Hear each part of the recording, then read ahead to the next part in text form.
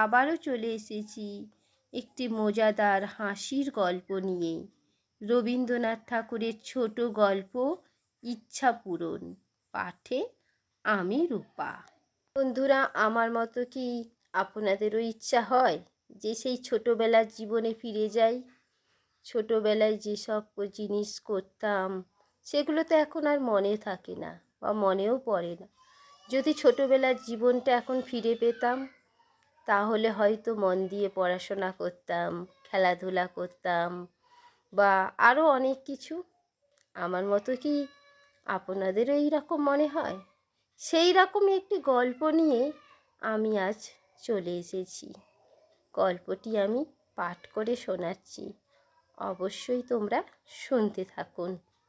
সুবলচন্দ্রের ছেলেটির নাম সুশীল চন্দ্র, কিন্তু সকল সময়ে নামের মতো মানুষটি হয় না। সেই জন্য সুবলচন্দ্র কিছু দুর্বল ছিলেন এবং সুশীলচন্দ্র বড় শান্ত ছিলেন না।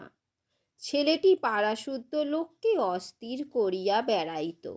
সেই জন্য বাপ মাঝে মাঝে শাসন করিতে ছুটিতেন, কিন্তু বাপের পায়ে ছিল বাত, আর ছেলেটি হরিণের মতো দৌড়াতে পারিত।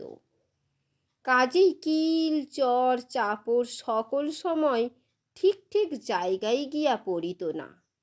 কিন্তু সুশীলচন্দ্র দৈবাৎ যেদিন ধরা পড়িতেন সেদিন তাহার আর রক্ষা থাকিত না। আজ শনিবারের দিনে 2টোর সময় স্কুলের ছুটি ছিল, কিন্তু আজ স্কুলে যাইতে সুশীলের কিছুতেই মন উঠিতেছিল না। তাহার অনেকগুলো কারণ ছিল। একে তো আজ স্কুলে ভূগোলের পরীক্ষা, তাহাতে আবারও পাড়ার বসেদের বাড়ি আজ সন্ধ্যার সময় বাজি পড়ানোর উৎসব। সকাল হইতে সেখানেই ধুমধাম চলিতেছে। সুশীলের ইচ্ছা সেখানেই আজ দিনটা কাটাইয়া দেয়। অনেক ভাবিয়া শেষকালে স্কুলে যাইবার সময় বিছানায় গিয়া শুইয়া পড়িল। তাহার বাপ সুবল গিয়া জিজ্ঞাসা করিলেন, কি রে, বিছানায় পড়ে আছিস যে, আজ স্কুলে যাবি নে? সুশীল বলল, আমার পেট কামড়াচ্ছে, আজ আমি স্কুলে যেতে পারবো না। সুবল তাহার মিথ্যা কথা সমস্ত বুঝিতে পারিলেন। মনে মনে বলিলেন, রোশো, একে আজ জব্দ করিতে হবে। এই বলিয়া কহিলেন, পেট কামড়াচ্ছে? তবে আর তোর কোথাও গিয়ে কাজ নেই। বসেদের বাড়ি বাজি দেখতে হরিকে একলাই পাঠিয়ে দেবক্ষণ। তোর জন্য লজেন্স কিনে রেখেছিলাম, সেও আজ খেয়ে কাজ নেই। তুই এখানে চুপ করে পড়ে থাক, আমি খানিকটা পাঁচন তৈরি করে নিয়ে আসি। এই বলিয়া তাহার ঘরে শিকল দিয়া সুবলচন্দ্র খুব তেতো পাঁচন তৈরি করিয়া আনিতে গেলেন। সুশীল মহা মুশকিলে পড়িয়া গেল। লজেন্স সে যেমন ভালোবাসিত, পাঁচন খাইতে হইলে তাহার তেমনি সর্বনাশ বোধ হইত। ওদিকে আবার বসেদের বাড়ি যাইবার জন্য কাল হইতে তাহার মন ছটপট করিতেছে, তাহাও বুঝি বন্ধ হইল। সুবলবাবু যখন বড় এক বাটি পাঁচন লইয়া ঘরে ঢুকিলেন, সুশীল বিছানা হইতে ধরপর করিয়া উঠিয়া বলিল, আমার পেট কামড়ানো একেবারে সেরে গেছে, আমি আজ স্কুলে যাব। বাবা বলিলেন, না না, সে কাজ নেই, তুই পাঁচন খেয়ে এইখানেই চুপচাপ করে শুয়ে থাক। এই বলিয়া তাহাকে জোর করিয়া পাঁচন খাইয়া ঘরে তালা লাগিয়া বাহির হইয়া গেলেন। সুশীল বিছানায় পড়িয়া কাঁদিতে কাঁদিতে সমস্ত দিন ধরিয়া কেবল মনে করিতে লাগিল যে আহা, যদি কালই আমার বাবার মতো বয়স হয়, আমি যা ইচ্ছে তাই করিতে পারি, আমাকে কেউ বন্ধ করে রাখতে পারবে না। তাহার বাপ সুবলবাবু বাহিরে একলা বসিয়া ভাবিতে লাগিলেন। আমার বাপ মা আমাকে বড় বেশি আদর দিতেন বলেই তো আমার ভালো রকম পড়াশোনা কিছুই হলো না। আহা, আমার যদি সেই ছেলেবেলা ফিরে পাই, তাহলে আর কিছুতেই সময় নষ্ট না করে কেবল পড়াশোনা করে নিই।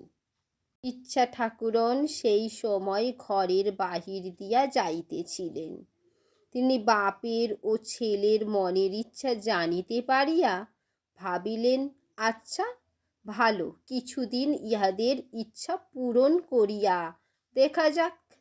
এই ভাবিয়া বাপকে গিয়া বলিলেন, তোমার ইচ্ছা পূর্ণ হইবে, কাল হইতে তুমি তোমার ছেলের বয়স পাইবে।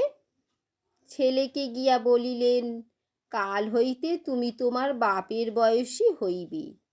শুনিয়া দুইজনে ভারী খুশি হইয়া উঠিলেন।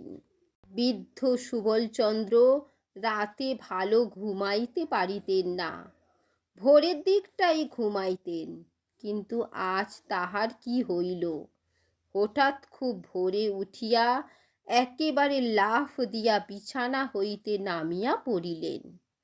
দেখিলেন খুব ছোট হইয়া গেছেন, পড়া দাঁত সবগুলো উঠিয়াছে, মুখের গোঁফ দাঁড়ি সমস্ত কোথায় গেছে, আর তার চিহ্ন নাই।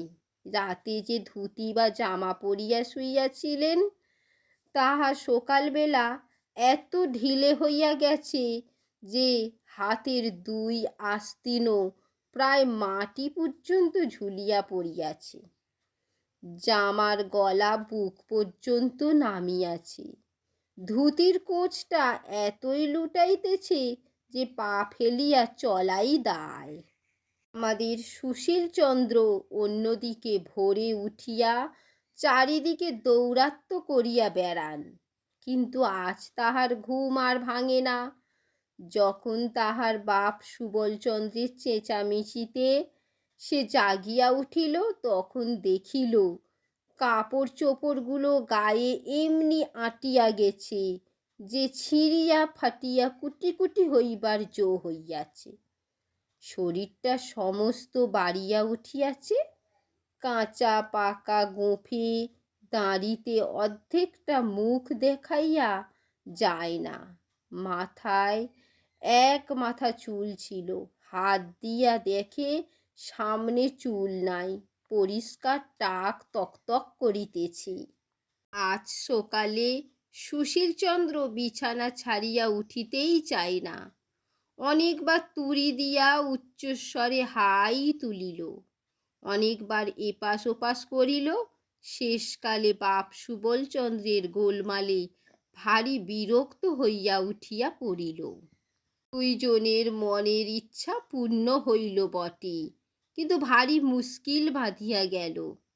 আগেই বলিয়াছি, সুশীলচন্দ্র মনে করিত যে সে যদি তাহার বাবা সুবলচন্দ্রের মতো বড় এবং স্বাধীন হয়, তবে যেমন ইচ্ছা গাছে চড়িয়া, জলে ঝাঁপ দিয়া, কাঁচা আম খাইয়া, পাখির বাচ্চা পারিয়া দেশময় ঘুরিয়া বেড়াইবে। যখন ইচ্ছা ঘরে আসিয়া যাহা ইচ্ছা তাহাই খাইবে, কেহ বারণ করিবার থাকিবে না। কিন্তু আশ্চর্য এই, সেই দিন সকালে উঠিয়া তাহার গাছে চড়িতে ইচ্ছাই হইল না। পানা পুকুরটা দেখিয়া তাহার মনে হইল, ইহাতে ঝাঁপ দিলেই আমার কাঁপুনি দিয়া জ্বর আসিবে। চুপচাপ করিয়া দাওয়ায় একটা মাদুর পাতিয়া বসিয়া বসিয়া ভাবিতে লাগিল। একবার মনে হইল, খেলাধুলোগুলো একেবারেই ছাড়িয়া দেওয়াটা ভালো হয় না, একবার চেষ্টা করিয়া দেখা যাক। এই ভাবিয়া কাছে একটা আমড়া গাছ ছিল, সেটাতে উঠিবার জন্য অনেক রকম চেষ্টা করিল। কাল যে গাছটাতে কাঠবেড়ালির মতো তত্তর করিয়া চড়িতে পারিত, আজ বুড়ো শরীর লইয়া সেই গাছে কিছুতেই উঠিতে পারিল না। নিচেকার একটা কচি ডাল ধরিবা মাত্রই সেটা তাহার শরীরের ভারে ভাঙিয়া গেল এবং বুড়া সুশীল ধপ করিয়া মাটিতে পড়িয়া গেল। কাছে রাস্তা দিয়া লোক চলিতেছিল, তাহারা বুড়াকে ছেলে মানুষের মতো গাছে চড়িতে ও পড়িতে দেখিয়া হাসিয়া অস্থির হইয়া গেল।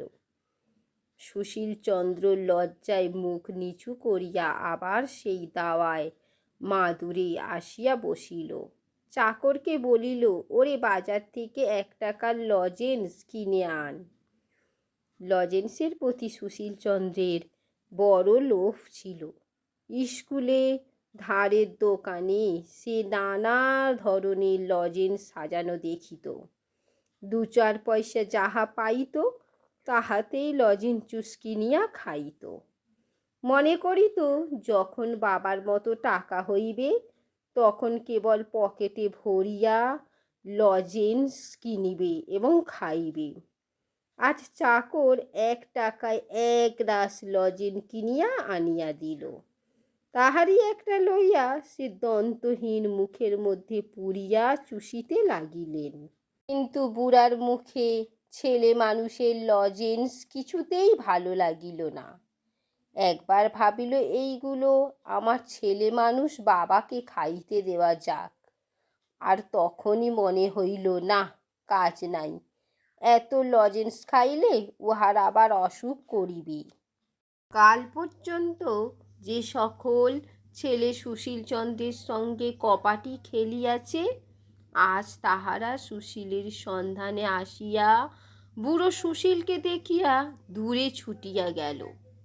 সুশীল ভাবিয়াছিল, বাপের মতো স্বাধীন হইলে তাহার সমস্ত ছেলে বন্ধুদের সঙ্গে সমস্ত দিন ধরিয়া কেবলই ডুডু ডুডু শব্দে কবাডি খেলিয়া বেড়াইবে। কিন্তু আজ রাখাল, গোপাল, অক্ষয়, নিবারণ, হরিশ এবং নন্দকে দেখিয়া মনে মনে বিরক্ত হইয়া উঠিল। ভাবিল, চুপচাপ করিয়া বসিয়া আছি, এমনই বুঝি ছড়াগুলো গোলমাল বাঁধিয়া দেবে। আগেই বলিয়াছি, বাবা সুবলচন্দ্র প্রতিদিন দাওয়ায় মাদুর পাতিয়া বসিয়া বসিয়া ভাবিতেন। যখন ছোট ছিলাম তখন দুষ্টুমি করিয়া সময় নষ্ট করিয়াছি। ছেলে বয়স ফিরিয়া পাইলে সমস্ত দিন শান্তশিষ্ট হইয়া ঘরে দরজা বন্ধ করিয়া বসিয়া কেবল বই লইয়া পড়া মুখস্থ করি। এমনকি সন্ধ্যার পরে ঠাকুমার কাছে গল্প শোনাও বন্ধ করিয়া প্রদীপ জ্বালিয়া রাত্রি 10টা-11টা পর্যন্ত পড়া তৈরি করি। কিন্তু ছেলের বয়স ফিরিয়া পাইয়া সুবলচন্দ্র কিছুতেই স্কুলমুখ হইতে চাহে না। সুশীল বিরক্ত হইয়া আসিয়া বলিল, বাবা স্কুলে যাইবে না? সুবল মাথা চুলকাইয়া মুখ নিচু করিয়া আস্তে আস্তে বলিতেন, আজ আমার পেট কামড়াচ্ছে, আমি স্কুলে যেতে পারবো না। সুশীল রাগ করিয়া বলিত, পারবে না বই কি, স্কুলে যাবার সময় আমারও অমন ঢের পেট কামড়েছে, আমিও ওসব জানি না। বাস্তবিক সুশীল এত রকম উপায়ে স্কুল পলাইত এবং এত অল্প দিনের কথা যে তাহাকে ফাঁকি দেওয়া তাহার বাপের কর্ম নহে। সুশীল জোর করিয়া ক্ষুদ্র বাপটিকে স্কুলে পাঠাইতে আরম্ভ করিল। স্কুলের ছুটির পর সুবল বাড়ি আসিয়া খুব একচোট ছোটাছুটি করিয়া খেলিয়া বেড়াইবার জন্য অস্থির হইয়া পড়িতেন। কিন্তু ঠিক সেই সময়টিতেই বৃদ্ধ সুশীলচন্দ্র চোখে চশমা দিয়া একখানা কৃত্তিবাসের রামায়ণ লইয়া সুর করিয়া পড়িত। সুবলের ছোটাছুটি গোলমালে তাহার পড়ার ব্যাঘাত হইত। তাই সে জোর করিয়া সুবলকে ধরিয়া সম্মুখে বসাইয়া হাতে একখানা স্লেট দিয়া আঁক কষিতে দিত। আঁকাগুলো এমনি বড় বড় বাছিয়া দিত যে তাহার একটা কষিতে তাহার বাপের 1 ঘণ্টা চলিয়া যাইত। সন্ধ্যাবেলা বুড়ো সুশীলের ঘরে অনেক বুড়াই মিলিয়া দাবা খেলিত। সেই সময়টা সুবলকে ঠান্ডা রাখিবার জন্য সুশীল একজন মাস্টার রাখিয়া দিল। মাস্টার রাত্রি 10টা পর্যন্ত তাহাকে পড়াইত। খাওয়ার বিষয়ে সুশীলের বড় কড়াকড়ি ছিল, কারণ তাহার বাপ সুবল যখন বৃদ্ধ ছিলেন তখন তাহার খাওয়া ভালো হজম হইত না, একটু বেশি খাইলে অম্বল হইত। সুশীলের সে কথাটা বেশ মনে আছে। সেই জন্য সে তার বাপকে কিছুতেই অধিক খাইতে দিত না। কিন্তু হঠাৎ অল্প বয়স হইয়া আজকাল তাহার এমনই ক্ষুধা হইয়াছে যে নুড়ি হজম করিয়া ফেলিতে পারিতেন। সুশীল তাহাকে যতই অল্প খাইতে দিত, পেটের জ্বালায় তিনি ততই অস্থির হইয়া বেড়াইতেন। শেষকালে রোগা হইয়া শুকাইয়া তাহার সর্বাঙ্গে হাড় বাহির হইয়া পড়িল। সুশীল ভাবিল শক্ত ব্যামো হইয়াছে, তাই কেবলই ওষুধ গিলাইতে লাগিল। বুড়া সুশীলেরও বড় গোল বাঁধিল। সে তাহার পূর্বকালের অভ্যাস মতো যাহা করে তাহাই তাহার সহ্য হয় না। পূর্বে সে পাড়ায় কোথাও যাত্রাগানের খবর পাইলে বাড়ি হইতে পালাইয়া হিমে হোক বৃষ্টিতে হোক সেখানে গিয়া হাজির হইত। আজকাল বুড়া সুশীল সেই কাজ করিতে গিয়া সর্দি হইয়া, কাশি হইয়া, গায়ে ব্যথা হইয়া 3 হপ্তা শয্যাগত হইয়া পড়িয়া রহিল। চিরকাল সে পুকুরে স্নান করিয়া আসিয়াছে, আজও তাহাই করিতে গিয়া তাহার গাঁটে পায়ে গাঁঠ ফুলিয়া বিষম বাত উপস্থিত হইল। তাহার চিকিৎসা করিতে 6 মাস গেল। তারপর হইতে 2 দিন অন্তর সে গরম জলে স্নান করিতে এবং সুবলকেও কিছুতেই পুকুরে স্নান করিতে দিত না। বেকার অভ্যাস মতো ভুলিয়া তক্তপোষ হইতে সে লাফ দিয়া নামাইতে যায়, আর হাড়গুলো টনটন ঝনঝন করিয়া ওঠে। মুখের মধ্যে আস্ত পান পুরিয়া হঠাৎ দেখে দাঁত নাই, পান চিবানো অসাধ্য। ভুলিয়া চিরুনি ব্রাশ লইয়া মাথা আঁচড়াইতে গিয়া দেখে প্রায় সকল মাথাতেই টাক। একদিন হঠাৎ ভুলিয়া যাইত যে সে তাহার বাপের বয়সী বুড়া হইয়াছে, এবং ভুলিয়া পূর্বের অভ্যাস মতো দুষ্টুমি করিয়া পাড়ার বুড়ি আন্দি পিসির জলের কলসে হঠাৎ ঠন করিয়া ঢিল ছুঁড়িয়া মারিত। বুড়া মানুষের এই ছেলে মানুষই দুষ্টুমি দেখিয়া লোকেরা তাহাকে মার মার করিয়া তাড়াইয়া যাইত। সেও লজ্জায় মুখ রাখিবার জায়গা পাইত না। সুবলচন্দ্রও একদিন দৈবাৎ ভুলিয়া যাইত যে সে আজকাল ছেলে মানুষ হইয়াছে। আপনাকে পূর্বেকার মতো বুড়ো মানুষ করিয়া যেখানে বুড়ো মানুষেরা তাসপাশা খেলিতেছে সেখানে গিয়া সে বসিত এবং বুড়ার মতো কথা বলিত। শুনিয়া সকলেই তাহাকে যা যা খেলা করগে যা, জ্যাঠামি করিতে হবে না, এই বলিয়া কান ধরিয়া বিদায় করিয়া দিত। হঠাৎ ভুলিয়া মাস্টারকে গিয়া বলিত, দাও তো তামাকটা, দাও তো খেয়ে নি। শুনিয়া মাস্টার তাহাকে বেঞ্চের ওপর এক পায়ে দাঁড় করিয়া দিত। নাপিতকে গিয়া বলিত, ওরে বেজা, কদিন আমাকে কামাতে আসিস নে কেন? নাপিত ভাবিত ছেলেটি খুব ঠাট্টা করিতে শিখিয়াছে। সে উত্তর দিত, আর বছর 10 বাদে আসবো এখন। আবার একদিন তাহার পূর্বের অভ্যাস মতো তাহার ছেলে সুশীলকে গিয়া মারিত। সুশীল ভারী রাগ করিয়া বলিত, পড়াশোনা করে তোমার এই বুদ্ধি হচ্ছে?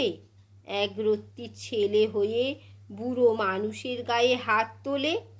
অমনি চারিদিক হইতে লোকজন ছুটিয়া আসিয়া কেহ কিল, কেহ চর, কেহ গালি দিতে আরম্ভ করে। তখন সুবল একান্ত মনে প্রার্থনা করিতে লাগিল, যাহা আমি যদি আমার ছেলে সুশীলের মতো বুড়ো হই এবং স্বাধীন হই, তাহা হইলে বাঁচিয়া যাই। সুশীলও প্রতিদিন হাত জোড়ো করিয়া বলে, হে দেবতা, বাপের মতো আমাকে ছোট করিয়া দাও, মনের সুখে খেলা করিয়া বেড়াই। বাবা যেরকম দুষ্টুমি আরম্ভ করিয়াছেন, উহাকে আমি সামলাইতে পারি না। সর্বদা ভাবিয়া অস্থির হইলাম।